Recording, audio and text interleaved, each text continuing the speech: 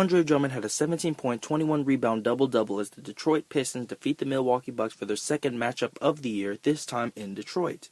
Both teams shot mediocre from the field. No one shot above 50 at any point during the game, excluding the first couple of minutes, obviously. However, both teams turned the ball over relatively low. The story of the game and the reason for the defeat for the Bucks would be fouling, in my opinion, as they commit 33 fouls. Now, the Pistons didn't exactly capitalize. They only shot 69% from the free throw line, and that's going to come with somebody like Andre Drummond taking 10 free throws.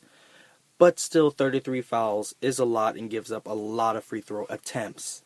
Former Piston Greg Monroe had 14 points and 13 rebounds to match up against the guys back in the Motor City, and, it's a solid game for him. He shot the ball relatively well. His defense was a part of the poor defense for the Bucks overall, but you can't blame it on Monroe. He's a solid guy, and he usually plays solid day in and day out. Jabari Parker had a solid 10 and 5, but it just wasn't enough offense as the Bucks just cannot do it in rhythm. Now, John Henson had a lot of highlight defensive blocks, but that just isn't going to win the game. A block is no good if it just goes back into the team's hand and they get a better shot, which is basically what happened all night tonight. Chris Middleton had 21 points, but a lot of those points were in garbage minutes in the fourth quarter. As the Pistons did maintain a 12-point lead at one point during the game, it was cut to single digits in the end. Bayless back in the starting lineup for the first time after not playing in their last game against San Antonio, had 9 points and shot 50 from the field. And then my man Michael Carter-Williams came off the bench and scored 6, had 5 rebounds and 7 assists. But like I said, that just wasn't it for the Bucks. It was a lot of fouls.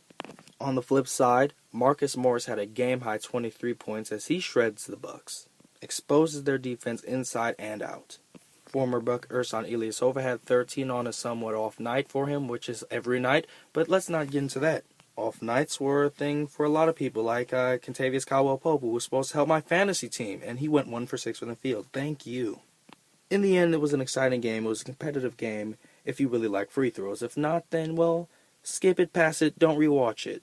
Final score 94-99, and Milwaukee will have another matchup with New York tomorrow night at home.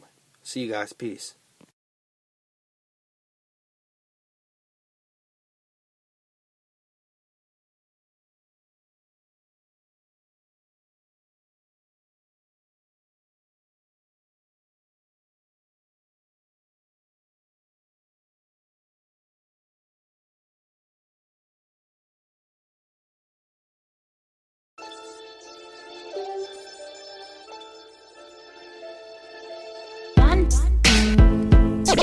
It's fun. It's fun.